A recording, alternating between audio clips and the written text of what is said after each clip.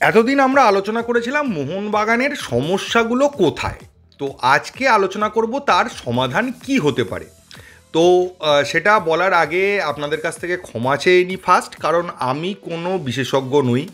আমি জানি অনেকে কমেন্টে লিখবেন যে বড় বড় কোচেরা পাচ্ছে না সমস্যার সমাধান করতে, তুমি কত বড় হনু এসে গেলে যে সমস্যার সমাধান করে দেবে। না, আমি সমস্যার সমাধান করব না, বা আমি আমার নিজের ফুটবল বুদ্ধি দিয়ে আলোচনা করছি না। আমি যেখান থেকে বলছি সেটা হচ্ছে যে অ্যান্টোনিও লোপেজ হাবাস কীভাবে 3 ব্যাক সিস্টেমটাকে সাজাতেন এবং কিভাবে তিনি টিমটাকে ম্যানেজ করতেন তারই রেফারেন্স নিয়ে আমি এই ভিডিওটা বানাচ্ছি। প্রথমেই বলে রাখি, পুরো ভাবনাটা হচ্ছে গ্রেগ স্টুয়ার্ট যদি না থাকে, যে ক্ষেত্রে আমাদের সমস্যা হচ্ছে, গ্রেগ স্টুয়ার্ট থাকলে তো আমাদের একটা কম্বিনেশন রয়েছে, সেই কম্বিনেশনে আমরা খেলতেই পারি যে কোনো টিমের এগেনস্টে, তাতে সমস্যা এতদিন পর্যন্ত হয়নি। কিন্তু গ্রেগ স্টুয়ার্ট যখন থাকছে না, তখন যে সমস্যাগুলো তৈরি হচ্ছে তার সমাধান কি হতে পারে। এটার জন্য আমি কয়েকটা ফরমেশন বানিয়েছি, অ্যাকচুয়ালি একটাই ফরমেশন। তো সেটা কীভাবে চেঞ্জ করলে আমাদের উন্নতি হতে পারে। মেন সমস্যাটা হচ্ছে যদি আমরা 3 ব্যাক সিস্টেমে যাই, আমাদের ডিফেন্সটা উইক হয়ে যায়। তো ডিফেন্সে 4 ব্যাকই থাকবে, অথচ আমরা 3 ব্যাক সিস্টেমে খেলবো, মানে মাঝখানে 5জন মিডফিল্ডারকেও পাবো, 3 ব্যাক সিস্টেমটাও ফলো হবে, অ্যাট্যাকটাও বাড়বে, আবার ডিফেন্সেরও কোনো সমস্যা হবে না। এই সব কিছু বিচার করেই ছকগুলো বানানো হয়েছে। বা এক কথায় বললে, ডিফেন্সে একটা ব্যালেন্স বজায় রেখে অ্যাটাকিং প্লে আমরা কিভাবে করব তারই একটা প্রচেষ্টা করলাম। এখানে যে ছকটা দেখা যাচ্ছে, যেটা আমরা কিন্তু আগের ম্যাচে লাস্টের দিকে খেলছিলাম, মনবীরকে তুলে যখন সাহালকে নামানো হলো, তখন যে ফরমেশনটা ছিল কিছুটা সেই রকমই। ডিফেন্সে সুভাশিস, অ্যালবার্টো, টম, আশিস এরম রয়েছে। ডিফেন্সে তার সামনে ব্লকার হিসেবে থাপা, আপুইয়া রয়েছে, সামনে দিমি, তার একদিকে লিস্টান, একদিকে সাহাল। এবার আপনাদের প্রথম প্রশ্ন যেটা আসবে, সাহালকে যদি ওখানে খেলাই তাহলে মনবীর তো খেলছে না, রাইট চ্যানেল দিয়ে আমাদের যে অ্যাটাকগুলো সেগুলো তো নষ্ট হয়ে যাবে, সেই অ্যাটাকগুলো তো তৈরি হচ্ছে না, সেটার সলিউশন কি হবে? এক্ষেত্রে শুরুটা দেখলে 4-2-3-1 মনে হবে, এবং 4-2-3-1 ফর্মেই আমরা শুরু করতে যাব, এবং অপোনেন্ট ভাববে যে আমরা 4-2-3-1এই খেলছি। কিন্তু ব্যাপারটা আসলে তা দাঁড়াবে না। খেলা যখন শুরু হবে, অ্যাটাক যখন হবে, তখন এই ফরমেশনটা চেঞ্জ হয়ে যাবে, এবং এই ফরমেশনটা চেঞ্জ হয়ে 3-5-2-তে চলে যাবে। কিভাবে? যেহেতু আমরা দেখতে পাচ্ছি যে সুভাশিসের ক্ষেত্রে কিছুটা ওভারল্যাপে প্রবলেম হচ্ছে, ওভারল্যাপে ও উঠে যাচ্ছে, কিন্তু নামার ক্ষেত্রে ওর একটু টাইম লেগে যাচ্ছে। তো সুভাশিসকে ওভারল্যাপটা বন্ধ করতে হবে, ওভারল্যাপের দায়িত্বটা নিতে হবে লিস্টানকে। মানে যেরকম ছকটা দেখা যাচ্ছে, যখন খেলাটা শুরু হবে এটা 3-5-2-তে চেঞ্জ হয়ে যাবে। আশিস রায় এদিকে মনবীরের জায়গাটা ফুলফিল করবে, আশিস রায় গিয়ে অ্যাটাক করবে, এবং সুভাশিস মাঝখানে 3 ব্যাকের জায়গায় কিছুটা নেমে এসে 3জন ব্যাক কিন্তু উঠবে না, তারা এক জায়গায় স্টিল থাকবে।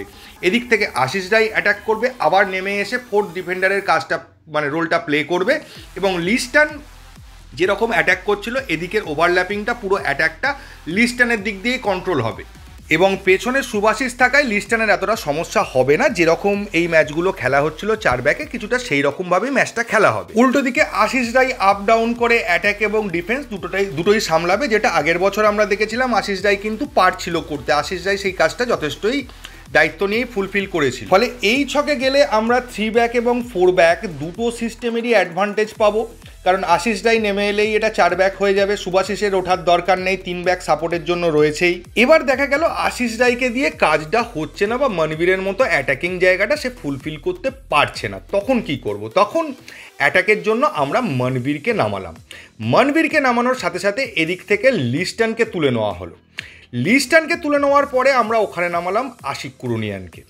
আশিক কুরুনিয়ানের কাজ হবে ঠিক আশিস রায়ের মতো উল্টো দিকটা কভার করা, মানে সেক্ষেত্রে মেনলি অ্যাটাক করতে যাবে মনবীর উইং বরাবর, যে অ্যাটাকটা মনবীর করে থাকে, এবং আপ ডাউন করে যে সাপোর্টটা সেটা দেবে আশিক কুরুনিয়ান এই সাইডটায়, লেফট সাইডটায়, মানে ওই অ্যাটাকে যাবে, ওভারল্যাপ করে আবার ব্যাক করে ডিফেন্সে ডিফেন্ড করবে। তো এই কাজটা আবার লিস্টানের থেকে আশিক কুরুনিয়ান অনেক ভালো করতে পারে, এবং সেক্ষেত্রে সাপোর্ট দেওয়ার জন্য টম, অ্যালবার্টো, সুভাশিস এক ঘর করে সাইডে সরে যাবে, এবং আশিক কুরুনিয়ান ব্যাকে চলে এলে আবার 4 ব্যাক সিস্টেমটা তৈরি হয়ে যাবে। এর ফলে লাভ কি হবে? এর ফলে লাভ এটাই হবে যে আমরাও কিন্তু অপোনেন্টের অ্যাটাকের সময় সবসময় 4 ব্যাকে থাকবো, যে 4 ব্যাকে আমরা এতদিন ধরে খেলে আসছি, ফলে ডিফেন্স নিয়ে চাপটা আর পড়বে না। তবে সবথেকে বড় অ্যাডভান্টেজটা আপনারা দেখতে পাবেন মাঝখানে আমরা এতদিন 3টে মিডফিল্ডার প্রপার নিয়ে খেলছিলাম, যে আপুইয়া, থাপা তো খেলছিল, তার সঙ্গে হয় গ্রেগ স্টুয়ার্ট খেলছে, নয় দিমি খেলছে, নয় সাহাল খেলছে, সাহালকে খেলালে আবার একটা উইং অফ করতে হচ্ছে, সেক্ষেত্রে একটা উইং দিয়ে অ্যাটাক বন্ধ হয়ে যাচ্ছে। কিন্তু এই ছকটায় গেলে আমাদের কিন্তু উইংয়ের অ্যাটাকও বন্ধ হবে না, আবার মাঝখানে আমরা 4 জন মিডফিল্ডার খেলাতে পারবো এবং একসঙ্গে আপুইয়া, থাপা, সাহাল 3 জনকেই খেলাতে পারবো, তার সঙ্গে দিমি খেললো, ফলে দিমির ওপর থেকে লোড অনেকটা কমে গেল। এবং সব থেকে বড় অ্যাডভান্টেজ এটাই যে আমাদের সিডিএম হিসেবে আপুইয়া রইল, সিএম হিসেবে থাপা রইল, সেন্টার অ্যাটাকিং মিডফিল্ডার হিসেবে সাহাল রইল, ফলে দিমি পেয়ে গেল একটা ফ্রি রোল। দিমি নিজের মতো সারা মাঠ জুড়ে খেলতে পারলো, যেটা আগের বার দিমি করতে পারত। এবং আসল ব্যাপারটা হচ্ছে এই যে আমরা দুদিকে দুটো প্রপার উইঙ্গার ইউজ করতে পারছি না। তো একদিকে আমাদের উইং ব্যাক হিসেবে ইউজ করে একদিকের উইঙ্গারের জায়গাটা ফুলফিল করতে হবে, সেক্ষেত্রে একটা উইঙ্গারকে অফ করে একটা প্রপার মিডফিল্ডার সাহালকে আমরা খেলাতে পারি।